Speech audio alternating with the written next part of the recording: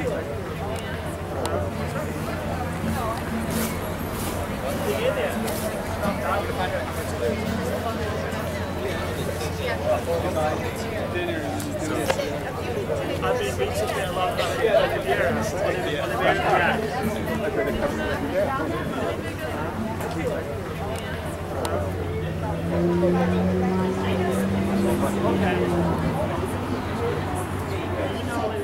have an amazing lineup of writers, poets, storytellers, and we're truly honored to have so much talent with us tonight. This is an outgrowth of the Arts Upstairs Gallery that's functioned as a community center, and it supported Sparrow and me to teach a writing course, which has been a huge success. There are donation jars for the gallery. Be generous, there are jars there. This is the weekend of the Shandaken Artist Studio Tour. You get to visit artist studios, which is amazing. You can see how they work.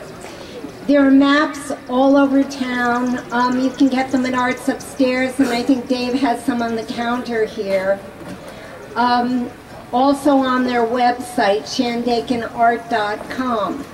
Tomorrow night, Saturday, from 6 to 9 is the gala opening at Arts Upstairs, right across the street if people don't know where that is.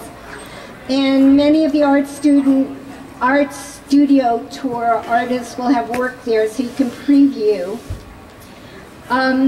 Jackie, over there from the Golden Notebook, has generously, she's waving, yay Jackie! Woo! She's offered to man the book table. Please visit, she has wonderful books for sale there from our writers. The Golden Notebook has been a tremendous support to local writers, sponsoring readings for the Woodstock Poetry Society, yay Phillip, and many local writers reading. Please visit them in the middle of Woodstock. It's a beautiful store filled with treasures. Many, many thanks to Michael Cagle for letting us have the spoken word at the charming Mama's Boy Cafe. Yay, Michael!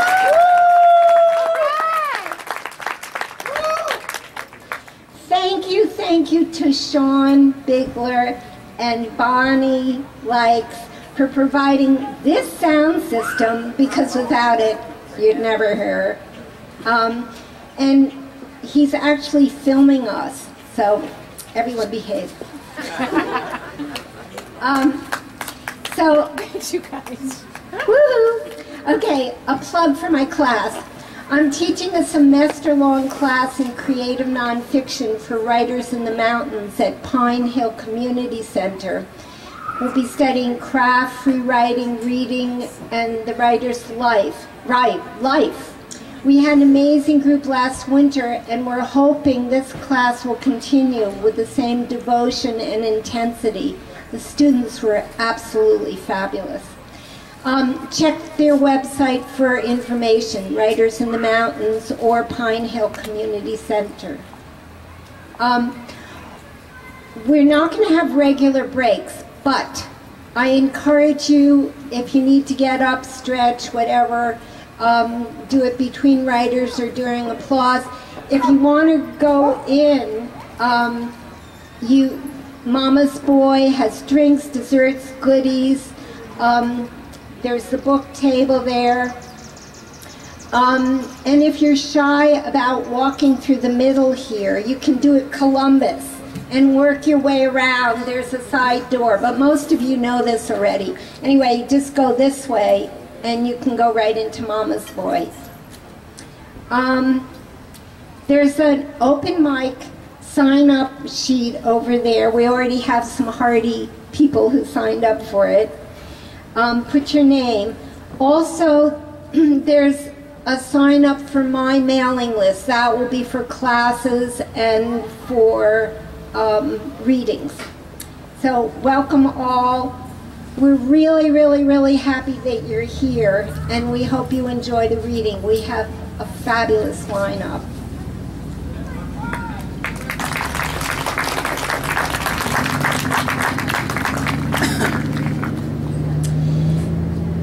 Brent Robison says, when she stands, the golden water streams down across her skin like summer rain on the smooth marble of an Aphrodite in some mythic ruin, and she wades towards him in slow motion, dripping.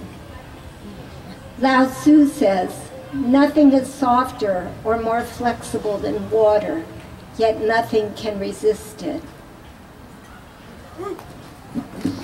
Hello. In honor of being first, I'm going to read the first 2 pages of the first story in my first book. All right. Okay? The story is called Family Man. Harold has had it with the squirrels. He's had it with lots of things, but mostly with the squirrels. He tried plywood, they chewed through. He tried wire mesh, they chewed around. He tried mothballs, after Carmine across the street mentioned it over the barbecue. Like tear gas to the little bastards, Carmine said. So Harold scattered mothballs all over the attic. They laughed. In Harold's imagination, the squirrels laughed. They pointed their little fingers down through the ceiling at him, clutched their little bellies, and howled. "I'll kill you," Harold said. His wife said, "What?" She lay next to him on the bed, not touching. This was the second marriage for both of them. They lay flat on their backs, staring straight up, listening to the scrape and scuffle and scratch of the squirrels in the attic. It was 3:47 a.m. "Nothing," Harold said. Harold wears a perpetual suit. On weekends at home, he feels oddly naked, as though at a silly costume party. Every Wednesday at noon, he gets his shoes shined. "Whoop diddly dee," the shoeshine man says. He's a former jazz musician. Harold always gives him a $2 tip. Secretly, Harold holds the shoeshine man in high regard, due to his flamboyant way with a rag. It is summer. Harold flips the frisbee to his son with one flick of a stiff wrist. Central Park is in dim twilight. Around them, weeping willows look like the wet walls of a cave. "I guess opera's not so bad," his son shouts.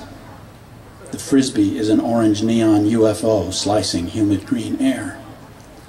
An aria from Turandot booms low thunder from beyond the trees. Over there somewhere in the swarm sit the women, Harold's mother, his sister, his daughter, his second wife. "Ooh, Dad, check it out," his son says, tossing the frisbee under one leg. It's a movement like scissors. The boy looks like his mother, Harold's angry first wife. He's 9 and so awkward he can hardly walk. Harold is not thinking of the frisbee. He's not thinking of the opera. Fireflies wink in spirals. Harold is thinking of Dolores, the woman he met in the movie line yesterday. Terminator 2, sold out. Once over dinner, Harold told his first wife, "I had lunch with my new client today. Boy, is she gorgeous." His wife threw the entire pizza at the wall. It was a Domino's medium, delivered hot in under 30 minutes. The door slammed behind her. "I don't want soup," his son immediately wailed. The boy was 4 then and exercised firm control over all meals. He would eat only pizza, plain.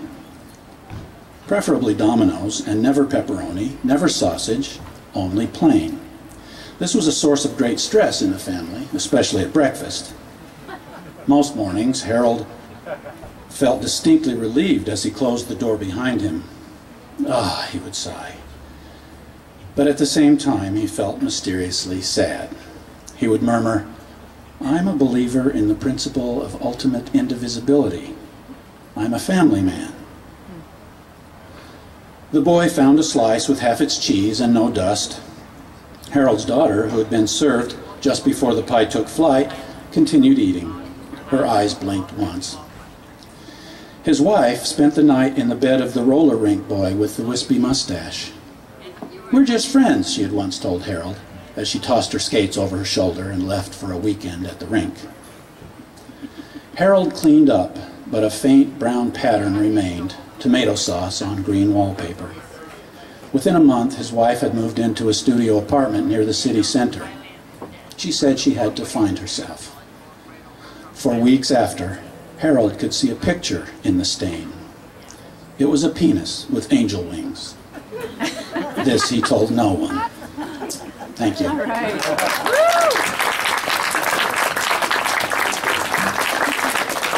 Thank you. Great. D. Alex Bird says, "For bone, there is the unassailable logic, grows stronger, but never quite straight." D.H. Lawrence says, "Design is a recognition of the relation between various things in the creative flux. You can't invent a design, you recognize it in the fourth dimension, with your blood and your bones as well as with your eyes."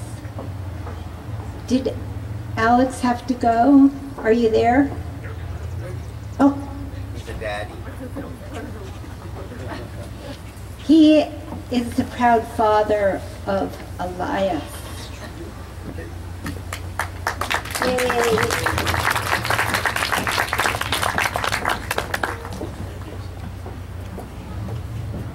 Good evening.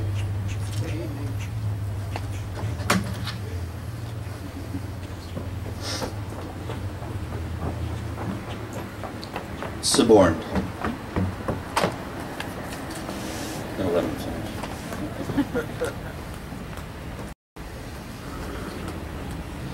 I feel teeth have been secreted into my heart, a jumble of sharpness, and my natural motions cut me to pieces. My heart has grown jaws to accommodate them. A jumble of sharpness, and to give them order, hold them in line, my heart has grown jaws to accommodate them, give them some useful occupation. To give them order, hold them in line, and when coals were secreted into my heart, give them some useful occupation. It learned to spit fire. And when coals were secreted into my heart, this seemed reasonable as well. It learned to spit fire. Though I have since spent my days diverting my heart, this seemed reasonable as well. Away from loved ones, and so it gnaws. Though I have since spent my days diverting my heart toward burnt pieces of me instead. This seemed reasonable as well. I feel teeth have been secreted into my heart. Though I have since spent my days diverting my heart, my natural motions cut me to pieces.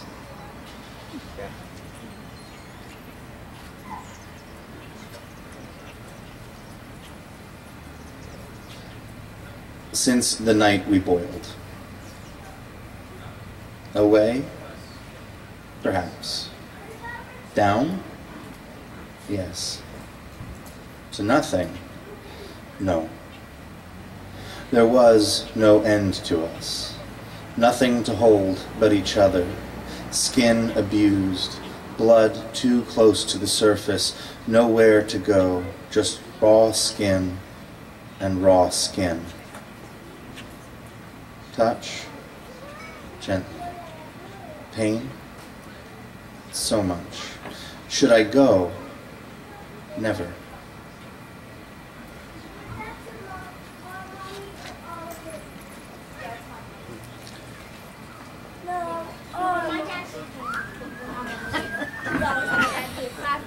Well, as long as we know who gave who what.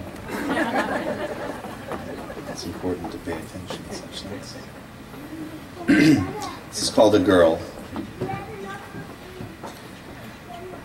Every droplet finds its way unerringly down the mountain. Each reads gravity like a love letter, and I go down like water. This dress makes my bones shiver, this makeup, these pins, Needles are making my bones shiver. Something soaks me to the skin. Who this boy is not a secret. I'm wearing this dress around my waist. My body is still young. It's no secret. His name is not a secret. I just don't know it. This dress reads gravity's letter, falls dependably to the floor. I go with it, like water. I am falling. He is kissing me. My body is, I am, still young.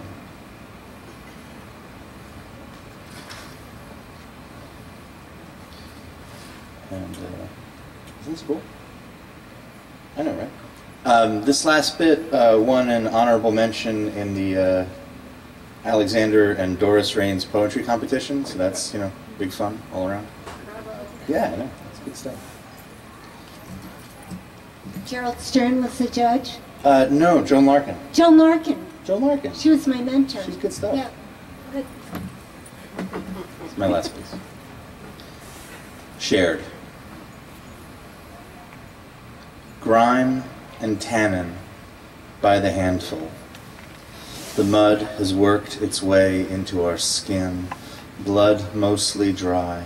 We fled, splinters, grit of crushed stone, enshrined in new scars by the handful.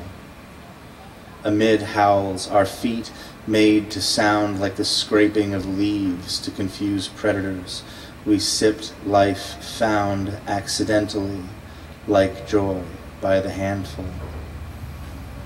A puddle in the wood, all grime and tannin, was the cup we shared.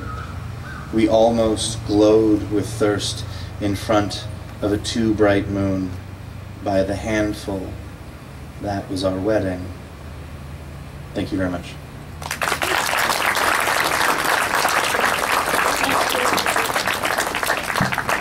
Great.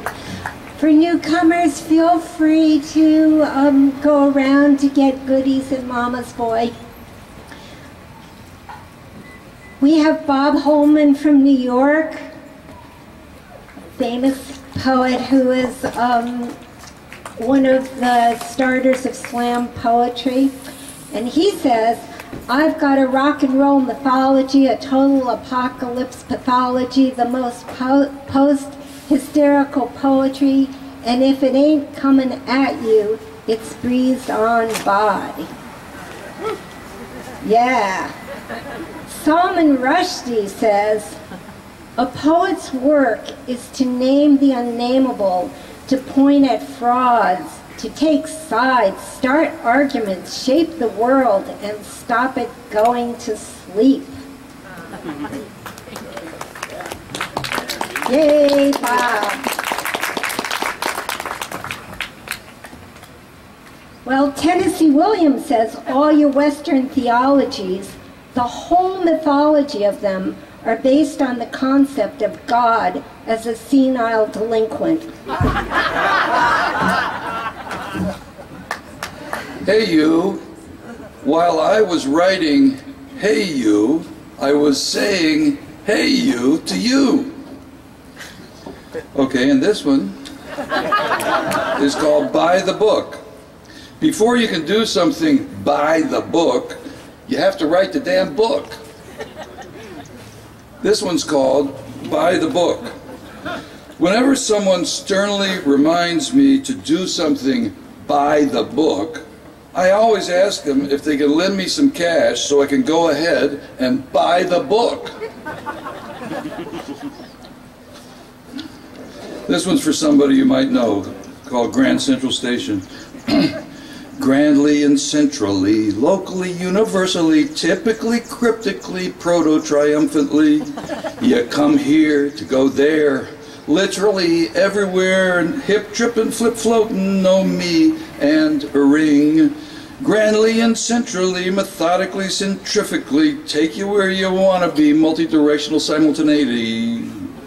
Zipping Higgs boson, reality's glue on the station sits formidably, maddeningly, meddlesomely. The ratchety manifest, the voluminous steamer chest, the rivets and pivots and divots of rush. Why, it's a trip to the seashore, picnic in a box with pickles, gefilte fish, a schmear and some lox, and fried chicken, verenicas, collards and grits. Hot dogs and frog legs, why, that's quite the dish. Tamales, pastellis, spaghetti and gravy, oh, call in the Navy, more hot sauce and quick. And the goat's still unroasted, the bagel's untoasted, the toddler is gurgling glee. At the constellation ceiling, where the gods still are stealing glances at humans as they bump, dodge, careen. You cross time with space, cross space with time, just so you can rhyme sublime with sublime.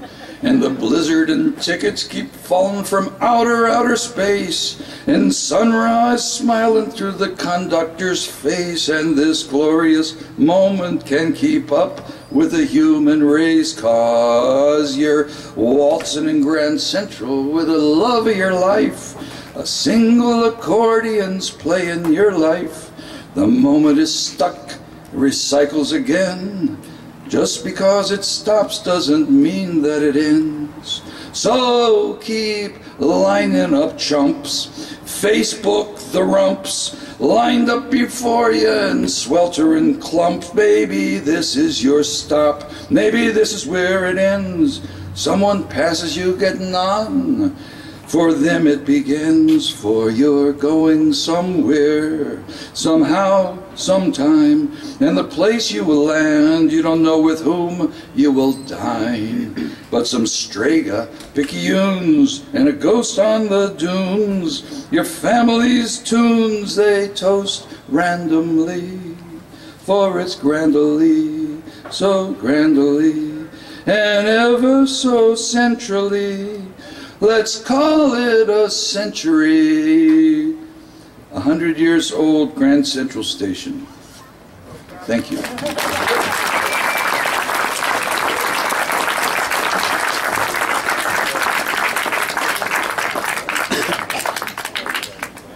Phillip X Levine, director of the Woodstock Poetry Society, thank you for that, says, this mystic stitch, this slender line that runs from me to you and back again, we live along its length. Eudora Welty says, writing fiction has developed in me an abiding respect for the unknown in a human lifetime and a sense of where to look for the threads, how to follow, how to connect, find in the thick of the tangle what clear line persists.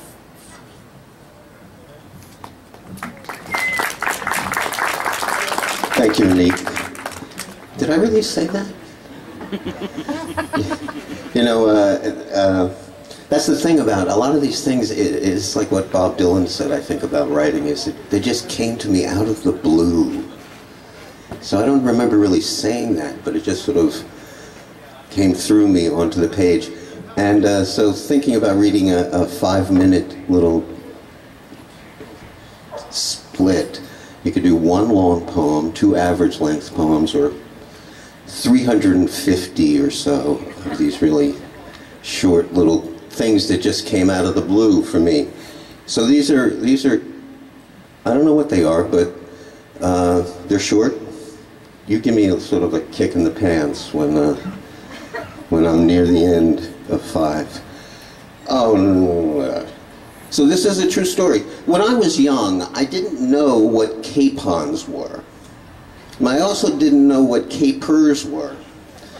So a little bit later, I was told that capons were castrated male chickens. But I was never told what capers were. For the longest time, I thought capers were the byproducts of capons. That's a true story. They say you can't, this is some financial advice for those of you. They say you can't take it with you. But if you die in debt, So I live on the other side of the mountain, and I guess you kind of have to go through Woodstock. And so this is a little bumper sticker for Woodstock. Welcome to Woodstock, gateway to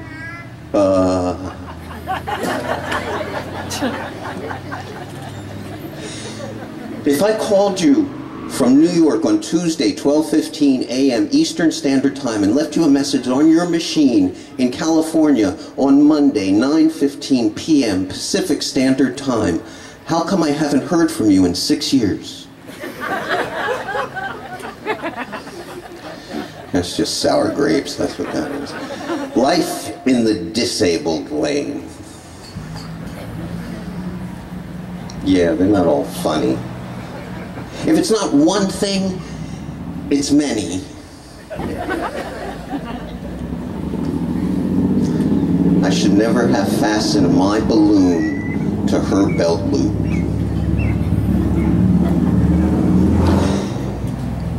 Meeting new people is like arriving in the middle of a movie, except you're allowed to talk. That's like now. At the bar, we walked in smashed, we walked out smasher. Have you seen the Good News Bible? He doesn't die in the end.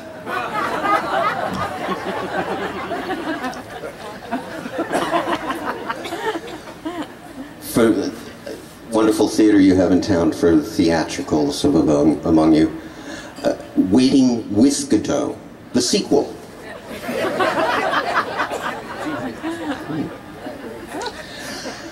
This is a Woodstock-themed one also. I met this woman. I knew she was psychic from the moment she told me.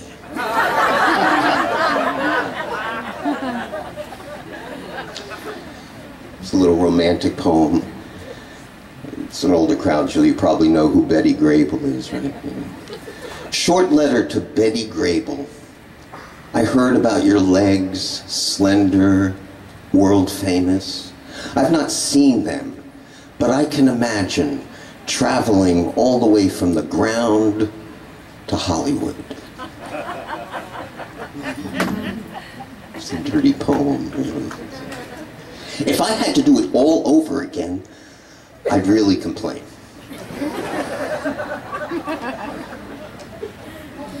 Another minute or 7, okay.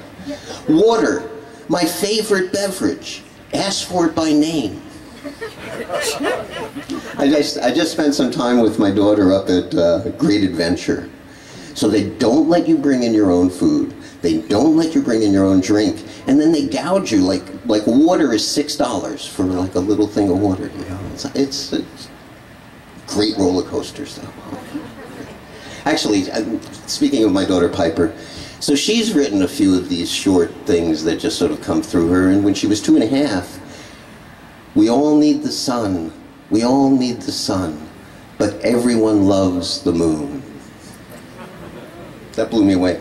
Yeah, speaking of being blown away, kids say the greatest things, right? So as poetry editor of Chronogram, if you didn't know, I'm the poetry editor of Chronogram, I do a kids corner. And so if you have kids and they say something that you think is really remarkable, send it to poetry@chronogram.com, and maybe they'll be famous. Well, you know, as it were. Speaking of being a poetry editor of Chronogram, I've been doing that since June 2003. This applies. A labor of labor.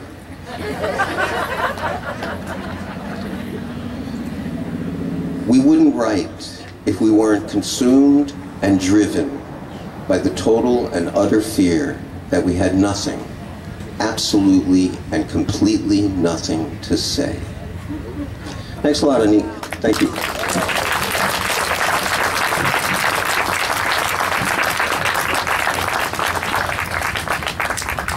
This is a long quote, so you can walk slowly.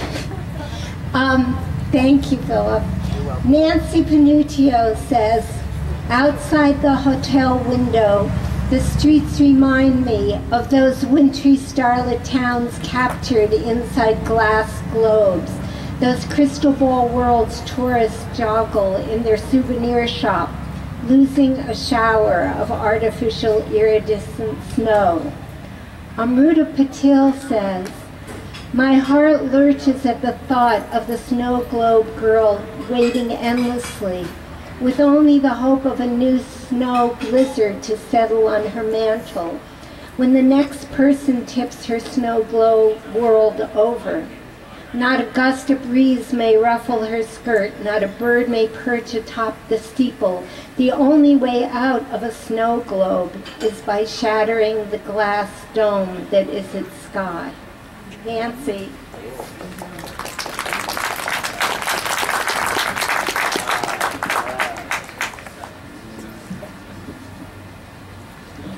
Let me tell you about my daughter. From the age of 2 to 3, she refused to be called by anything but Grummet. I was Wallace. After 3, she changed her name every few minutes.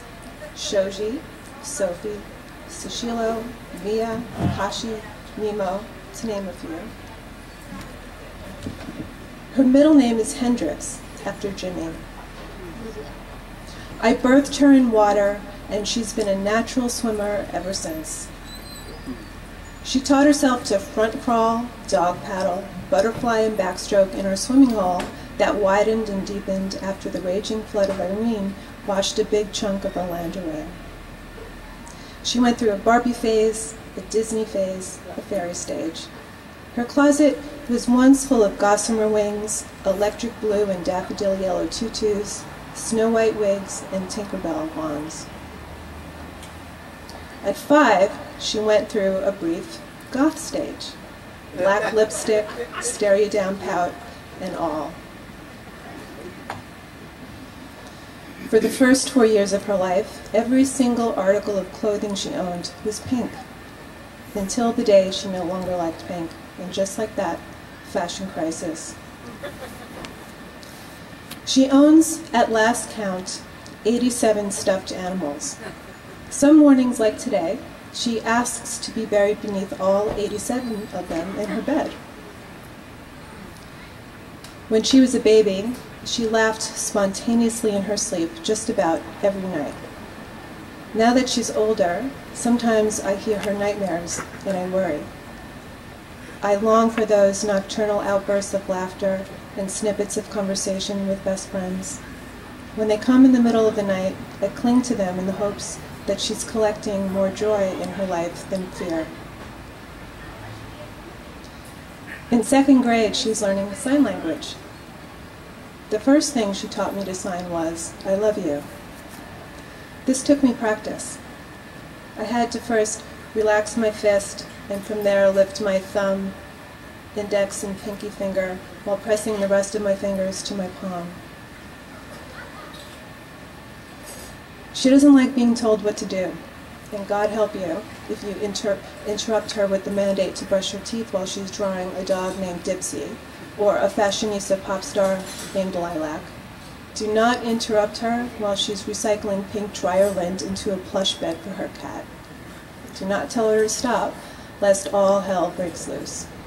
She will stomp around the house, scream and roll around the floor like a poltergeist. She'll slam doors until their frames shake loose. She'll break the refrigerator shelf where the most fragile bottles are stored. When I can't relax at night, she comes into my room and lulls me to sleep by sitting at the head of my bed and serenading me with the 3 bars of ukulele music she practiced just for me. She once wrapped a big stick from our backyard in glittering silver wrapping paper and gave it to our neighbor's dog, Steffi, for Christmas. The wall above her bed is plastered with drawings of mermaids, fairies, hearts, soccer balls, rings, sunbursts, and peace signs, stickers of cats, rabbits, dogs, horses, ducks, birds, and fish, each named in permanent marker: oyster, fibber, sunset, biff, sniffer, midge, lulu, stallion, and starlet. I still have stickers of puppies and princesses glued to my bedroom window. I will probably never scrape them off. She leaves notes around the house on how to live it up. Example, tomorrow night in the backyard there will be a summer symphony, and if you're hot on a sunny summer day, come down and swim in the stream of your dreams. Sign your name anywhere. 2 nights ago, she was already planning her 9th birthday. We will celebrate with a family trip to New York City. It will include the zoo, a swanky hotel lunch, a trip to the Strand bookstore, elevators, shopping, and the Freedom Tower. She turns 8 today, and I guarantee that later this week, as we get into the car, she will announce that she's a dog named Biff, or Sand Dune, or Duchess, and that as we drive down Route 28, she will stick her head out the open car window, catching the wind with her tongue. Every morning at the top of our drive, she steps up onto the Blue Note bus to school and takes the second seat from the front. As the bus pulls away, she looks at me from the window, thumb, index, pinker finger raised, and like that, we hold our signs up to one another. I love you, I love you, I love you, I love you, I love you, until sunbeams blind us and we are out of each other's sight. Thank you.